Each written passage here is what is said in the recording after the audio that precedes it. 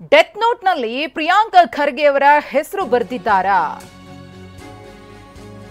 ಪ್ರಿಯಾಂಕ ಖರ್ಗೆ ಪರ ಸಿಎಂ ಸಿದ್ದರಾಮಯ್ಯನವರು ನಿಂತಿದ್ದಾರೆ. ಸಚಿನ್ ಆತ್ಮಹತ್ಯೆ ಪ್ರಕರಣಕ್ಕೆ ಸಂಬಂಧಪಟ್ಟಂತೆ ಅವರು ಮಾತನಾಡಿದ್ದಾರೆ. ಡೆತ್ ನೋಟ್ನಲ್ಲಿ ಪ್ರಿಯಾಂಕ ಖರ್ಗೆ ಅವರ ಹೆಸರನ್ನೇನು ಬರೆದಿದ್ದಾರಾ? ಬಿಜೆಪಿಯವರು ದಾಖಲೆ ಇಟ್ಕೊಂಡು ಮಾತನಾಡಲಿ ಎಂದಿದ್ದಾರೆ ಸಿಎಂ. ಬೆಂಗಳೂರಿನಲ್ಲಿ ಬಿಜೆಪಿ ವಿರುದ್ಧ ಸಿಎಂ ಸಿದ್ದರಾಮಯ್ಯನವರು ಕಿಡಿಕಾರಿದ್ದಾರೆ. ಆ ಮೂಲಕ ಪ್ರಿಯಾಂಕ ಅವರ ಪರವಾಗಿ ಬ್ಯಾಟ್ ಬೀಸಿದ್ದಾರೆ. ಬಿಜೆಪಿಯವರಿಗೆ ದಾಖಲಾತಿ ಇಟ್ಕೊಂಡು ಹೋರಾಟ ಮಾಡಬೇಕಲ್ಲ. ಡೆತ್ ನೋಟ್ ಬರೆದಿದ್ದಾನೆ ಅವರದ್ದು, ಅದ್ರ ಹೆಸರಿದೆಯಾ? ಮತ್ತೆ ಏನಂತ ಯಾಕೆ ರಾಜೀನಾಮೆ ಕೊಡಬೇಕು ಅಂತ ಇದ್ದಾರೆ? ಅವ್ರ ಹೆಸರಿಲ್ಲ, ಅವ್ರದ್ದೇನು ಪಾತ್ರ ಇಲ್ಲ, ಅವ್ರ ಮೇಲೆ ಏನು ಎವಿಡೆನ್ಸ್ ಇಲ್ಲ. ರಾಜೀನಾಮೆ ಕೊಡಬೇಕು ಅಂತಂದ್ರೆ ಏನು, ಯಾಕೆ ಕೊಡಬೇಕು? ಈಶ್ವರಪ್ಪ ಇದರಲ್ಲಿ ಈಶ್ವರಪ್ಪನ ಹೆಸರು ಬರೆದಿದ್ರು. ಇವನ ಹೆಸರು ಇದೆಯಾ ಡೆತ್ ನೋಟ್ನಲ್ಲಿ? ಇವನ ಹೆಸರು ಇದೆಯಾ?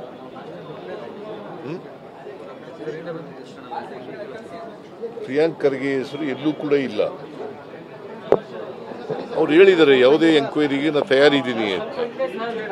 ನಾವು ಈಗ ಅವ್ರ ಮೇಲೆ ಕಂಪ್ಲೇಂಟ್ ಕೊಟ್ಟಿದ್ದಾರಲ್ಲ, ಆ ಕಂಪ್ಲೇಂಟ್ ಅನ್ನು ರಿಜಿಸ್ಟರ್ ಮಾಡ್ಕೊಂಡು COD ಕೊಟ್ಟಿದ್ದೀವಿ. COD ವರದಿ ಕೊಡ್ಲಿ. ವರದಿ ಕೊಟ್ಟ ಮೇಲೆ ಪ್ರಿಯಾಂಕ್ ಖರ್ಗೆ ತಪ್ಪು ಮಾಡಿದ್ದಾನೆ ಅಂತ ಗೊತ್ತಾಗಬೇಕಲ್ಲ.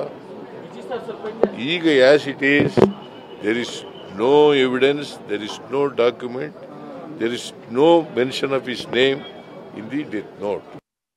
BJP demanding hand over to CBI sir. ಯಾಕೆ ಅವ್ರು ಯಾವ CBI ಕೊಟ್ಟಿದ್ರು? ನೀನು ಹೇಳಪ್ಪ. ನಮ್ಮ ಪೊಲೀಸ್ನವ್ರ ಮೇಲೆ ನಮ್ಗೆ ನಂಬಿಕೆ ಇಲ್ವಾ? ಅವರು ಅಧಿಕಾರದಲ್ಲಿರುವಾಗ ಒಂದೇ ಒಂದು ಮ್ಯಾಟರ್ನ CBI ಕೊಡಲಿಲ್ಲ. ಕೊಟ್ಟಿದ್ದಾರೆ ಯಾವತ್ತಾರವೇ? ಕೊಟ್ಟಿಲ್ಲ. ಮತ್ತೆ what moral right they have?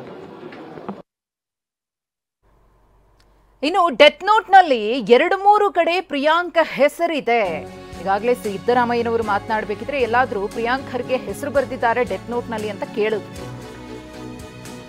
ಇದೀಗ ಅದೇ ವಿಚಾರವಾಗಿ ಡೆತ್ ನೋಟ್ನಲ್ಲಿ 2-3 ಕಡೆ ಪ್ರಿಯಾಂಕ ಹೆಸರಿದೆ. ತಾಕತ್ತಿದ್ದಿದ್ರೆ ಇಷ್ಟೊತ್ತಿಗೆ ಸಂಪುಟದಿಂದ ವಜಾ ಮಾಡಬೇಕಿತ್ತು ಅಂತ ಸಿಎಂ ಸಿದ್ದರಾಮಯ್ಯನವರ ವಿರುದ್ಧ ಛಲವಾದಿ ನಾರಾಯಣಸ್ವಾಮಿ ಕಿಡಿಕಾರಿದ್ದಾರೆ.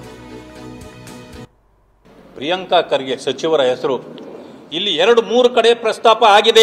ಈ ಲೆಟರ್ ಅಲ್ಲಿ 7 ಪುಟಗಳಲ್ಲಿ ದಾಖಲೆ ಕೊಡಿ ಅಂದ್ರೆ ಎಲ್ಲಿಂದ? ಇನ್ನೇನು ದಾಖಲೆ ಬೇಕು ನಿಮಗೆ?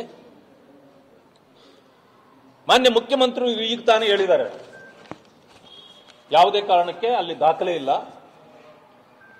ನಾವು ಅವರನ್ನ ಸಚಿವ ಸ್ಥಾನದಿಂದ ಕೈ ಬಿಡ್ತಕ್ಕಂಥ ವಿಚಾರ ಉದ್ಭವ ಆಗೋದಿಲ್ಲ ಅಂತ.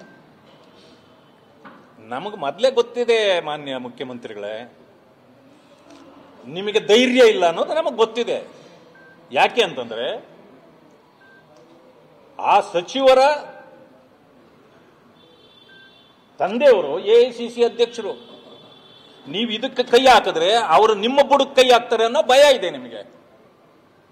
ನಿಮ್ಮ ಸ್ಥಾನ ಹೋಗ್ಬಿಡ್ತದೆ ಅನ್ನೋದು. ನೀವು ಕುರ್ಚಿಗೆ ಅಂಟ್ಕೊಂಡ್ಕೊಳ್ತಿರೋರು, ನಿಮ್ಮ ಕುರ್ಚಿಯ ಭಯ ನಿಮ್ಮನ್ನ ಕಾಡ್ತಾ ಇದೆ. ಅದರಿಂದ ಇದು ಹೇಳ್ತಾ ಇದ್ದೀರಿ. ಒಂದು ಸಮಯ ನಿಮಗೆ ಭಯ ಇಲ್ಲ ಅಂದ್ರೆ, ನಿಮಗೆ ತಾಕತ್ತಿದ್ರೆ ಇನ್ನೇನು ನಿಮಗೆ ಬೇಕು? ಇಷ್ಟೊತ್ತಿಗೆ ನೀವು ಅವರನ್ನ ಕೈ ಬಿಡಬೇಕಾಗಿತ್ತು, ವಜಾ ಮಾಡಬೇಕಾಗಿತ್ತು, ರಾಜೀನಾಮೆ ಪಡಿಬೇಕಾಗಿತ್ತು. ಬೇರೆ ಸರ್ಕಾರಗಳು ಮಾಡುವಾಗ ಸ್ವಲ್ಪ ಬಂದ್ರೆ ಸಾಕು, ಬೀದಿಗಿಳಿದು ಬೆಂಕಿ ಹಚ್ತಿರಲ್ಲ.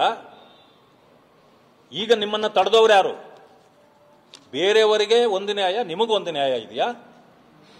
ಇಷ್ಟೊತ್ತಿಗೆ ನೀವು ಈಗಾಗ್ಲೇನೆ ಅವರನ್ನ ಸಂಪುಟದಿಂದ ವಜಾ ಮಾಡಬೇಕಾಗಿತ್ತು. ನಿಮಗೆ ತಾಕತ್ತಿಲ್ಲ ಅಂತೇಳಿ ನೇರವಾಗಿ ಒಪ್ಕೊಳ್ಳಿ. ಗೋಡೆ ಮೇಲೆ ದೀಪ ಇಡೋ ಕೆಲಸ ಮಾಡಬೇಡಿ.